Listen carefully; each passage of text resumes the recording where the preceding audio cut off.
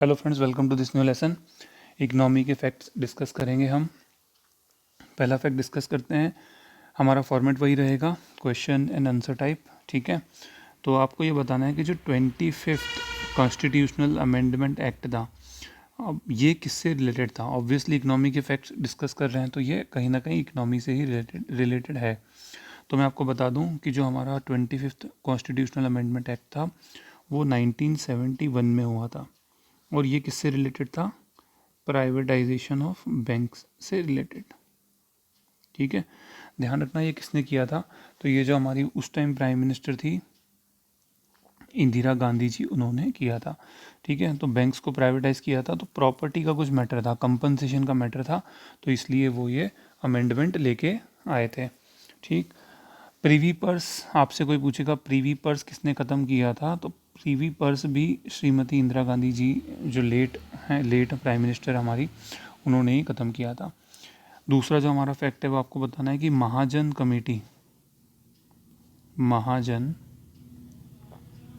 Committee किससे related है। तो ध्यान रखना, Mahajan committee is related to sugar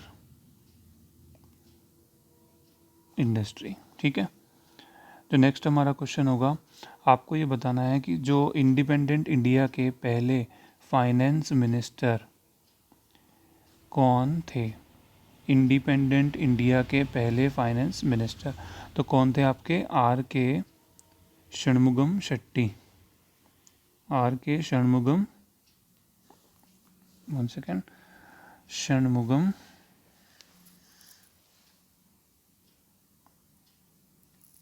Shetty. अगला फैक्ट जो है हमारा, आपको भी पता होगा कि इस बार जो हमारा बजट आया है 2021 के लिए, जो बजट आया है वो हमारा कौन सा है? वो है पेपरलेस। तो उसके लिए एक पहली बार ऐसा हुआ है कि गवर्नमेंट ऑफ इंडिया ने एक ऐप लॉन्च की है जिससे कि कोई भी उस बजट को पढ़ सकता है। तो उस ऐप का नाम क्या है? तो उसका नाम क्या है? Union budget mobile app. ठीक है, इसी के साथ हमारा एक क्वेश्चन और बनता है कि पेपरलेस बजट पहली बार भारत सरकार ने निकाला। इसी कौन सी ऐसी स्टेट है जिसने पेपरलेस बजट, मतलब उसको फॉलो करते हुए इंडियन गवर्नमेंट को, कौन सी स्टेट ने भी पेपरलेस बजट इस बार किया है? तो ध्यान रखना, यूपी ने अभी अपना बजट जो है, उन्होंने बजट सेशन चल रहा है, बजट उन्होंने घोषित किया है 5.5 लाख करोड़ का बजट है। ठीक है, जो बिहार ने भी अभी बजट इशू किया है, उनका अराउंड 2.70 लाख करोड़ है। ध्यान रखना, यूपी पहला ऐसा राज्य है जिन्होंने पेपरलेस बजट इस बार किया है। आगे और भी स्टेट्स होंगी जो कहीं करेंगी, पर यूपी फर्स्ट है। ठीक है, आफ्टर गवर्नमेंट ऑफ इंडिया। अगला हमारा हम डिस्कस करेंगे जो फैक्ट है, आपको ये बताना है कि जो HDI रैंकिंग है, ह्यूमन डेवलपमेंट इंडेक्स 2020 की, उसमें भारत की रैंक क्या है? तो उसमें भारत की रैंक कौन सी है? 131 है। ठीक है, और ये जो आपका है, कब कौन निकालता है ह्यूमन डेवलपमेंट इंडेक्स? तो ये निकालता है UNDP, United Nation Development Programme. 1990 में इसकी शुरुआत हुई थी। दो इकोनॉमिस्ट का नाम आता है, एक पाकिस्तान के इकोनॉमिस्ट हैं महबूब उल हक, और दूसरे हैं हमारे इंडिया के अमर्त्य कुमार सेन। अगला फैक्ट देखेंगे, आपको ये बताना है कि जो नाबार्ड एक एजेंसी है, वो कौन से ईयर में लॉन्च हुई थी? तो ये हुई थी आपकी 1982 में। ठीक है, अब ध्यान रखना, इसमें एक क्वेश्चन और पूछा जाता है नाबार्ड में कि ये इस पे हक किसका है। तो ध्यान रखना, 100% अधिकार गवर्नमेंट ऑफ इंडिया का है। एक फैक्ट और पूछ लेते हैं कि इसका जो ऑथराइज्ड कैपिटल था वो कितना था। ऑथराइज्ड कैपिटल इसका था 500 करोड़। और पेड अप कैपिटल कितना था इसका? तो ध्यान रखना, पेड अप कैपिटल था इसका 200 करोड़। पेड अप कैपिटल और ऑथोराइज कैपिटल का मतलब क्या होता है, जैसे कि मान के चलो एक कंपनी कोई भी शेयर निकालती है अपने, तो उसका ऑथोराइज्ड कैपिटल अगर 500 करोड़ का है तो वो 500 करोड़ के शेयर निकाल सकती है मैक्सिमम, इससे ज़्यादा शेयर नहीं निकाल सकती। पेड अप कैपिटल क्या होता है कि वो कितने शेयर निकालती है जब शुरू हुई है तब, तो जब शुरू हुई थी नाबार्ड तो वो 200 करोड़ का उसका एक जो पेड अप कैपिटल था, और ऑथराइज्ड कैपिटल 500 करोड़ का था जब शुरू हुई थी तब। ठीक है, चलो अगला क्वेश्चन हम आ जाते हैं कि एक इंटरनेशनल बॉडी है हमारी इंटरनेशनल मॉनिटरी फंड। तो ये जो IMF जो है आपका, ये कब बना था, तो 27 दिसंबर 1945 को। इसका हेडक्वार्टर है आपका वॉशिंगटन में। ठीक है, अगला क्वेश्चन आप बताओ। आपको ये बताना है कि इकोनॉमिक्स का जो नोबेल प्राइज़ है वो कब, कौन से ईयर में शुरुआत हुई थी उसकी, तो ध्यान रखना 1969 में शुरुआत हुई थी। और पहला जो इकोनॉमिक्स का था नोबेल प्राइज़ वो मिला था रेगनर फ्रिश, और इनके साथ एक और इकोनॉमिस्ट थे जेन ट्रिनबर्जन। अब सॉरी फॉर द प्रोनाउंसिएशन, मुझे नहीं पता है प्रोनाउंस सही है या गलत। ठीक है, आप ध्यान रखना एक इंडिया के इकोनॉमिस्ट हैं अभिजीत बनर्जी, इनको भी जो है इकोनॉमिक्स में नोबेल प्राइज़ मिला है। ठीक है, भारतीय मूल के हैं। ओके, चलो अब आ जाते हैं हम, एक क्वेश्चन हमारा होगा कि 9th जो 5 ईयर प्लान है उसकी मुझे आप ड्यूरेशन बता दो। तो ध्यान रखना 9th जो 5 ईयर प्लान है उसकी ड्यूरेशन है 1997 से 2002, ये 9th 5 ईयर प्लान है। ठीक है, देखो आमतौर पे बच्चों को है ना ये वाला पता होता है कि 2000 की 12 से 17 12वां 12th 5 ईयर प्लान है, तो आप उससे पीछे चले जाओ। उसके बाद 12 से 17 है तो 2007 से 2012 11th, और 2002 से 2007 10वां, तो ये 90 पे आप आ जाओगे। ध्यान रखना एक क्वेश्चन और भी आता है, पूछते हैं कि कौन सा 5 year plan input output model पे बेस्ड था। तो ध्यान रखना यही वाला प्लान था जो वो इनपुट आउटपुट मॉडल पर बेस है। ठीक है, तो ये आपको ध्यान रखना है। दूसरे 5 ईयर प्लान का भी बता देता हूँ।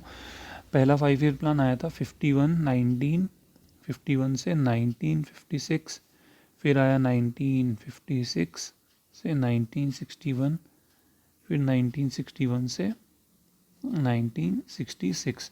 उसके बाद आप ध्यान रखना 66 से लेकर तो 68 तक, मतलब 66, यहाँ पे इसको बोलते हैं प्लान हॉलीडे, मतलब यहाँ कोई 5 ईयर प्लान नहीं था। कंडीशन हमारी ऐसी थी, मैं उस पर भी नहीं जा रहा हूँ, बस अभी तो हम डाटा ध्यान रखना है। तो 66 से 68 था ना, प्लान हॉलीडे था।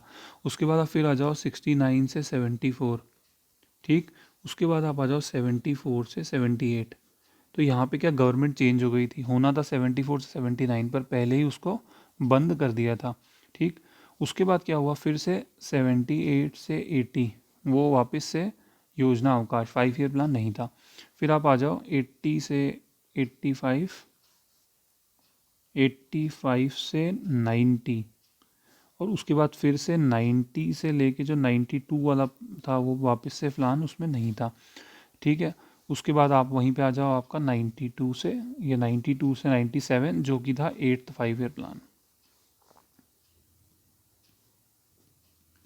तो आप देख लो first, second, third, okay, then आपका हो गया फोर्थ, फिर आपका हो गया फिफ्थ, सिक्स्थ, सेवेंथ, और आपका फिर उसके बाद ये हो गया आपका 9th। तो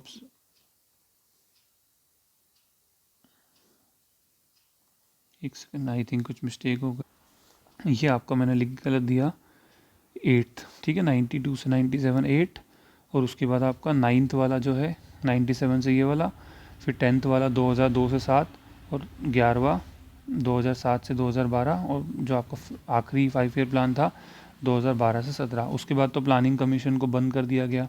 ठीक है, और आपकी उसकी जगह क्या आ गया, नीति आयोग। ठीक है, तो ये हमारा हो गया। अब अगर आपसे कोई क्वेश्चन पूछेगा कि आप मुझे बताओ जो नाबार्ड बनी वो कौन से 5 ईयर प्लान में बनी, तो आप उसको इजीली बता दोगे कौन से 5 ईयर प्लान में बनी है इससे। ठीक है, तो आप क्वेश्चन को देख लेना, आपको पीछे से शुरू करना है, यहाँ से शुरू करना है, थोड़ा सा आप इसको याद कर लेंगे तो आपके काफ़ी क्वेश्चन बन जाएंगे। इसको कहा जाता है हारोड दामोदर मॉडल, और इस वाले को ये जो बेस था वो महालनोबिस मॉडल पे बेस था। ठीक है, तो ये आपको कुछ पॉइंट्स हैं जो ध्यान रखने हैं। अगला क्वेश्चन हम देखेंगे कि जो प्रधानमंत्री जन धन योजना थी वो कब शुरू हुई थी, 2014 में। अब इसको ओपन एंडेड बना दिया है, मतलब ये ख़त्म ही नहीं हुई। ये इसका जो मेन मकसद था वो क्या था, फाइनेंशियल इंक्लूजन को बढ़ाना, मतलब ज़्यादा लोग मेन स्ट्रीम बैंकिंग में आ जाएं, ज़्यादा बैंक खाते खुलें। ठीक है, जो बाहर से जो लोग ब्याज लोन लेते हैं वो बंद हो जाए। ठीक है, उनका जो लोग हैं वो बैंकिंग सेक्टर में आ जाएं, ये इसका मेन मकसद था। ठीक, अगला क्वेश्चन है आपका कि वेणुगोपाल कमेटी जो है वो किससे रिलेटेड है, तो आपको बताना है, ये इसका आंसर होगा पब्लिक डिस्ट्रीब्यूशन सिस्टम से रिलेटेड है। ठीक है, इसी तरह से अगर आपसे कोई पूछेगा वाई वी रेडी कमेटी किससे रिलेटेड है, तो आप क्या बताओगे उसमें कि जो इनकम टैक्स के जो नॉर्म्स होते हैं उससे वो रिलेटेड है, वाई वी रेडी। ठीक है, भूरेलाल कमेटी, तो भूरेलाल तो आई थिंक पता होगा आपको, भूरेलाल किससे है, जो मोटर व्हीकल्स होते हैं उनमें जो टैक्स लगता है, मोटर व्हीकल्स पे जो टैक्स लगता है उससे वो भूरेलाल कमेटी रिलेटेड है। ठीक है, अच्छा, आपको ये बताना है कि मध्य प्रदेश एक्सपोर्ट कॉरपोरेशन की स्थापना कब हुई थी, तो 1981 में हुई थी। ठीक है, आगे हम देखेंगे कि एक प्रधानमंत्री की काउंसिल होती है जो उसको उन प्रधानमंत्री को इकोनॉमिक मैटर पे एडवाइस करती है, जिसको हम बोलते हैं PMEAC, prime minister economic advisory council. आपको बताना है कि उसमें कितने मेंबर होते हैं, तो ध्यान रखना उसमें एक तो आपका होता है चेयरमैन और आपके 4 होते हैं दूसरे मेंबर्स, तो ये ध्यान रखना है। देखो, अगर आपके सामने ऐसा कभी क्वेश्चन है जिसमें आपको ऐसा कोई कमीशन का कोई ज़्यादा कुछ आपका आइडिया ना हो और मेंबर्स पूछ लें, तो ज़्यादा कमीशंस में यही होता है, एक चेयरमैन और 4 मेंबर्स। मैं तो पहले यही कहूँगा कि आपको सब याद हो, अगर ना याद हो ना तो आप ये कर लेना। ठीक, अगर अभी कोई पूछेगा कि अभी इकोनॉमिक एडवाइजरी काउंसिल के चेयरमैन कौन है, तो कौन है वो, मिस्टर विवेक देबरॉय, ये अभी इकोनॉमिक एडवाइजरी काउंसिल के चेयरमैन है। अच्छा, आपको ये बताना है कि FDI होता है, ठीक है, फॉरेन डायरेक्ट इन्वेस्टमेंट होता है, तो जो इंश्योरेंस सेक्टर में पहले कितना था FDI अलाउड था और अभी कितना हो गया है, तो पहले 49% था, अब इस बार बजट में उसको कितना कर दिया गया है, 74%। इसका मतलब क्या होता है, कोई भी इंश्योरेंस कंपनी है तो उसमें मतलब विदेशियों का जो शेयर है वो 74% तक हो सकता है, लेकिन जो बाकी शेयर होगा वो किसका होगा, इंडियन का। पहले ऐसा था कि 51% इंडियन का होना चाहिए और 41% फॉरेन का हो सकता है, मतलब अगर आप चाहते हो फॉरेन भागीदारी तो वो 49% से ज़्यादा नहीं हो सकती। अब ऐसा कर दिया है कि 74% तक हो सकती है। ठीक है, चलो, अब आपको ये बताना है कि जो एक वर्ड है आपका सस्टेनेबल डेवलपमेंट, जिसको हिंदी में कहा जाता है सतत विकास, तो ये जो वर्ड है सस्टेनेबल ये पहली बार किसने यूज़ किया था, तो ध्यान रखना, एक आपके इकोनॉमिस्ट हैं आई थिंक ब्रंटलैंड, तो ये उन्होंने यूज़ किया था। सस्टेनेबल डेवलपमेंट का मतलब यही होता है कि हम जो हमारी जो नीड्स हैं वो पूरी करें, लेकिन फ्यूचर जनरेशन के लिए भी रिसोर्सेज छोड़ दें। ठीक है, तो ये हमारा ध्यान रखना है हमको इसमें। आपको बताना है कि सेवेंथ फाइव ईयर प्लान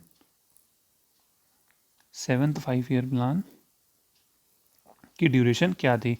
ठीक है, तो हम उसको वापस से डिराइव करके देखते हैं। 51 से 56 पहला, 56 से 61 दूसरा, देन आपका 61 से 66, फिर 66, 67, 67 से 68, तो ये हमने इधर कर दिया। फिर आप आ जाओ 68 से 66 से 69 तक जो था आपका प्लान हॉलीडे था। मैंने शायद वहाँ पे 68 तक ही बताया है पर 69 तक है। उसके बाद आपका 69 से 74 पहला, दूसरा, तीसरा और चौथा। तो आप हो जाओ फिर फिफ्थ में 74 से 78 दैट इज़ फिफ्थ। सिक्स्थ जो हमारा होगा वो, उसके बाद 80 से शुरू हुआ क्योंकि 78 79 में नहीं हुआ, 78 से 80 तक हॉलीडे था। 80 से 85 और सेवन्थ जो हमारा है 85 से 90। तो हमारा आंसर क्या आएगा इसका, सेवन्थ 5 ईयर प्लान का 85 टू 90। ठीक है, अगला जो क्वेश्चन होगा हमारा, आपको ये बताना है कि जो ये सुरेश तेंदुलकर कमेटी है वो किससे रिलेटेड है। तो ध्यान रखना वो किससे रिलेटेड है, पावर्टी एस्टिमेशन, गरीबी उन्मूलन से, कि गरीब कौन गरीब होता है। ठीक है, कितने पैसे कमाते हैं तो वो गरीब नहीं होंगे। इस तरह से ध्यान रखना। इस तरह से पावर्टी के लिए और भी कमेटी थी, तो मैं आपको उसका ऑर्डर बता रहा हूँ। एक committee Dandekar and Nath committee, तो ये जो थी 1971 में आई थी। ठीक है, तो ध्यान रखना ये पावर्टी, गरीबी हटाओ, ये इंदिरा गांधी के टाइम में बहुत हुआ था, तो ये उन्हीं के टाइम में ऐसी एक कमेटी बनी थी। ठीक, उसके बाद एक आएगी आपकी अलग अलग कमेटी 1979 में। देन आपका एक लकड़ा वाला फॉर्मूला, तो दाल बन गई अभी तक DAL, ओके 1993। देन आपकी तेंदुलकर,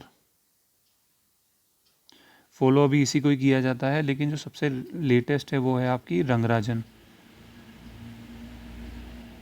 ठीक, तो ये हो गया। तो ये हमने इतने फैक्ट डिस्कस किए। ठीक है, तो आप इसको सुने एक बार, बताएं मुझे आपको लेसन कैसा लगा, और आप किन टॉपिक्स पे लेसन चाहते हैं, किस फॉर्मेट में चाहते हैं, प्लीज़ आप बताएं। Thank you so much.